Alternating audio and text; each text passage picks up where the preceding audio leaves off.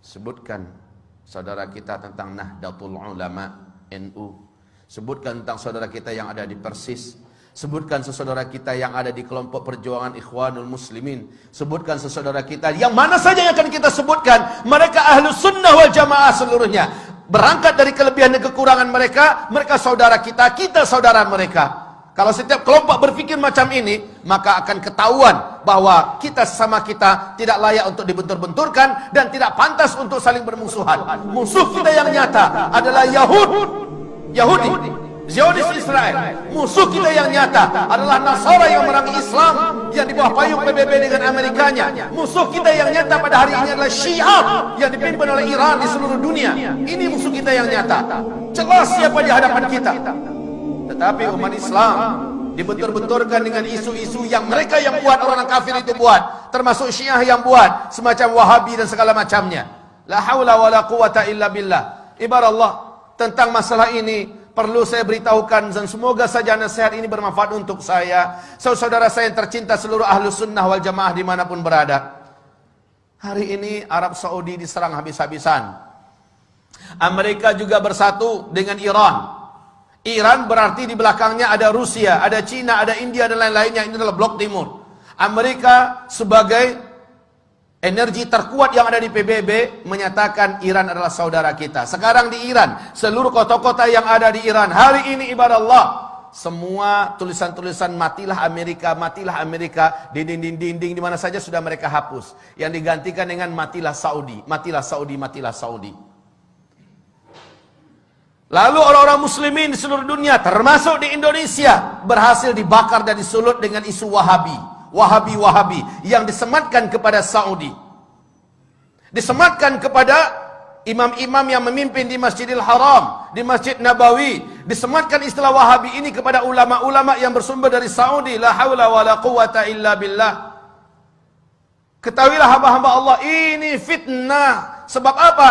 Dengarkan hadis-hadis Rasulullah sallallahu alaihi wasallam berikut ini. Semoga kita tersadar betapa kita telah diadu domba oleh musuh-musuh Allah yang membawakan istilah-istilah yang tidak patut untuk dipercayai bersama.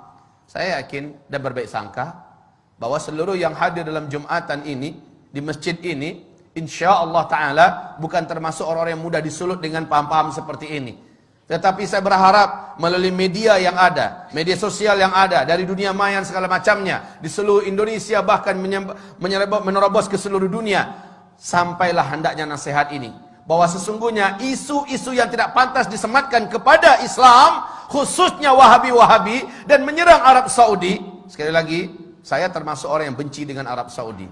Dulu, kenapa? Loyalitas Arab Saudi pada Amerika, loyalitas Arab Saudi kepada Zionis Israel, loyalitas mereka. Tapi ketika Arab Saudi jatuh ke tangan orang yang saleh, insyaallah, Allahu a'lam, di tangan Raja Salman, bagaimana dia mendeklarasikan kesatuan umat Islam di atas kepentingan Islam, bagaimana dia bersumpah bahwa akan membebaskan Al-Quds, bagaimana dia menyatakan baraknya terhadap segala macam kejahatan-kejahatan yang dilakukan oleh Timur dan Barat, terkhusus oleh PBB, dan tidak mau diatur oleh PBB.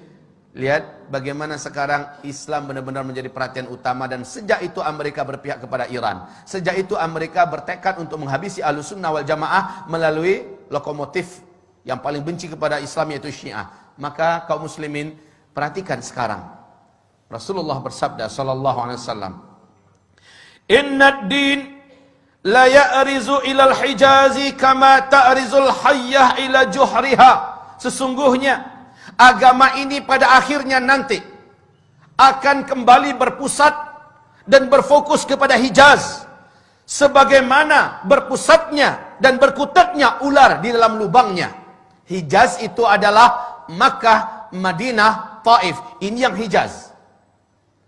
Di zaman-zaman fitnah, Islam akan kembali berkutat atau berkonsentrasi di Hijaz. Dan ini sekarang difitnah sebagai Wahabi-Wahabi.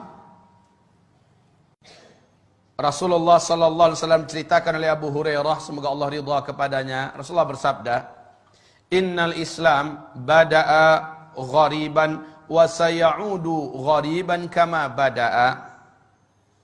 Islam mula-mula datang, dia adalah aneh, dikucilkan dan tidak diterima. Nanti ketika di akhir zaman Islam akan kembali dianggap aneh, dikucilkan dan kembali tidak diterima. Justru oleh umatnya sendiri. Wa huwa ya'rizu bainal masjidaini kama ta'rizul hayyatu fi juhriha. Dan Islam ini, kata Rasulullah sallallahu alaihi wasallam, hanya akan terpusat di dua masjid ini, yakni Masjid An-Nabawi dan Masjidil Haram, berarti di Mekah dan di Madinah, ya. Kama ta'rizul hayyatu fi juhriha, sebagaimana ular berpusat di dalam lubangnya. Hari ini sekali lagi, isu tentang Abdul Wahab bin Abdul Rahman Al-Afriqi di abad kedua dari kelompok komunitas Khawarij yang menganggap kelompoknya saja yang paling benar, di luarnya sesat seluruhnya, yang mengkafir-kafirkan orang, membidah-bidahkan orang pada abad kedua Hijriah, bukan Syekh Muhammad bin Abdul Wahab At-Tamimi yang ada di Hijaz, bukan. Ini jelas mujaddid. Tetapi umat Islam ini dengan dalam buku